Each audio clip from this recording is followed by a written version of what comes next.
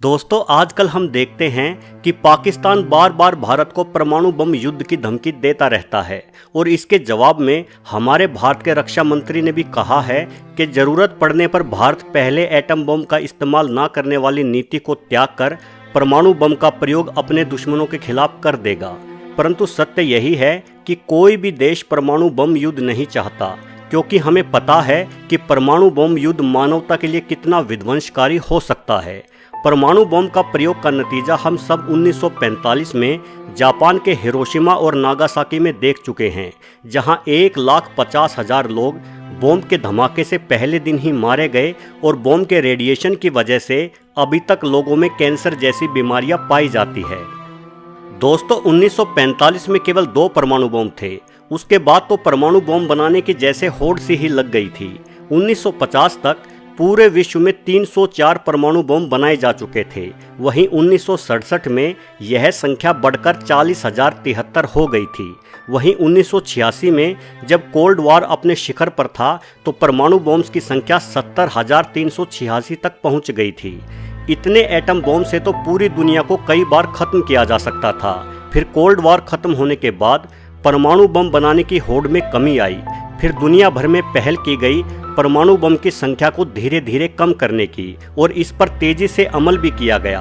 वर्ष 2000 तक atom bomb की संख्या 70,386 से कम होकर 23,846 तक ही सीमित हो गई। दोस्तों, अभी की बात करें तो पूरे विश्व में 13,890 एटम बम हैं, जिनमें से 9,330 बम को मिलिट्री स्टोर्स में रखा गया है और लगभग 3600 बम्स को मिसाइल में लगाकर रखा गया है, जो किसी भी समय सेना द्वारा अनुमति मिलने पर छोड़े जा सकते हैं।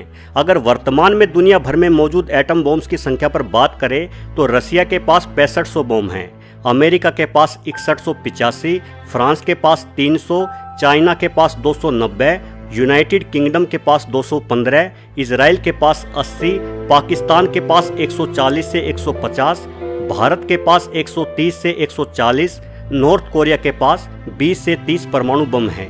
यानी दुनिया भर में कुल परमाणु बम्स की संख्या में से 93% परमाणु बम्स अकेले अमेरिका और रूस के पास ही हैं। भारत और पाकिस्तान के पास दुनिया में मौजूद परमाणु हथियारों का सिर्फ 1% हिस्सा ही है।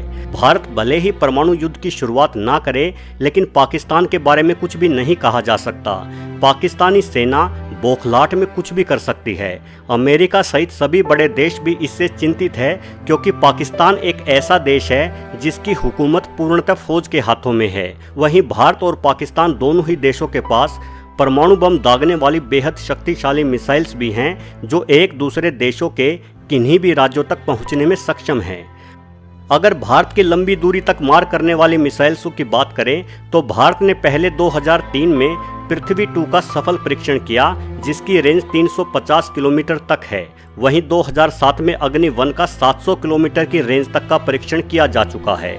इसके साथ ही 2011 में अग्नि 2 2000 किलोमीटर तक, 2014 में अग्नि 3 3200 किलोमीटर तक, 2018 में अग्नि 4 3500 किलोमीटर रेंज तक का भी परीक्षण किया जा चुका है। वहीं आने वाले भविष्य में हम 2020 तक अग्नि 5 का भी परीक्षण करने वाले हैं, जिसकी रेंज 5200 किलोमीटर तक होगी।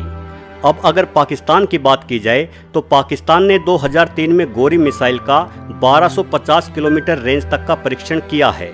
2003 में ही शाहीन को भी 750 किलोमीटर रेंज तक जांचा गया। इसके साथ ही पाकिस्तान ने 2014 में शाहीन 2 का 1500 किलोमीटर रेंज तक का, 2015 में अब्दाली का 2200 किलोमीटर रेंज तक का और 2018 में शाहीन 3 का 2750 किलोमीटर रेंज तक का परीक्षण किया है। दोस्तों, जो एटम बम हिरोशिमा पर गिराया गया था उसकी ताकत 15 किलो TNT की थी। वहीं जो बम नागासाकी पर गिराया गया था उसकी पावर 20 किलो TNT की थी। अभी तक भारत द्वारा टेस्ट किया गया सबसे बड़ा atom bomb 60 kilo TNT power का था और पाकिस्तान द्वारा टेस्ट किया गया अभी तक का सबसे बड़ा बम 45 किलो टन TNT पावर का रहा है।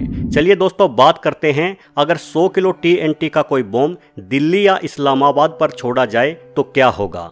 दोस्तों, अगर ये बम पाकिस्तान के मॉन्यूमेंट या दिल्ली इंडिया गेट पर गिरता है तो 800 मीटर तक एक आग का गोला बन जाएगा और इतनी ही दूरी तक की सभी वस्तुएं क्षण भर में भाप बनकर उड़ जाएंगी। इसके आग के गोले के 3.5 किलोमीटर एरिया में एयर ब्लास्ट होगा और शॉक वेव बनेंगी, यानी सभी इमारतें, पेड़ पौधे, हर एक वस्तु बेहद छोटे कणों में बिखर कर धूल के रूप में आसमान में फैल जाएंगी। इस क्षेत्र के सभी इंसान मारे जाएंगे। वहीं ब्लास्ट के 10 किलोमीटर तक के इलाके में रेडिएशन से 90% लोग भी जल्द ही मर जाएंगे।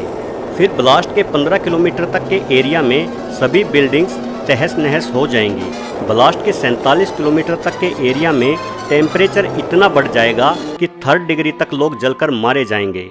बम से निकली शॉक वेव 94 किलोमीटर तक फैल जाएंगी, यानी इतनी दूर तक के मकानों की खिड़कियों के शीशे टूट जाएंगे।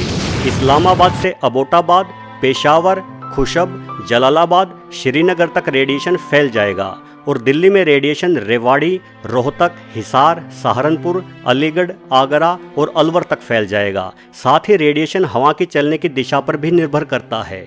तेज हवा की स्थिति में रेडिएशन और अधिक दूरी भी तय कर सकता है। दोस्तों, वीडियो के अंत में मैं सिर्फ यही कहूँगा कि किसी युद्ध में एटम बम का प्रयोग करना मानवता के लिए एक बहुत भारी भूल साबित होगी और इस पृथ्वी पर पूरी इंसानियत का नामो निशान मिट जाएगा। दोस्तों, उम्मीद करता हूं कि आपको आज का वीडियो पसंद आया होगा। वीडियो पसंद आने पर इसको लाइक करना और मेरे चैनल को सब्सक्राइब करना बिल्कुल ना भूलना। वीडियो देखने के लिए आपका बहुत बहुत धन्यवाद।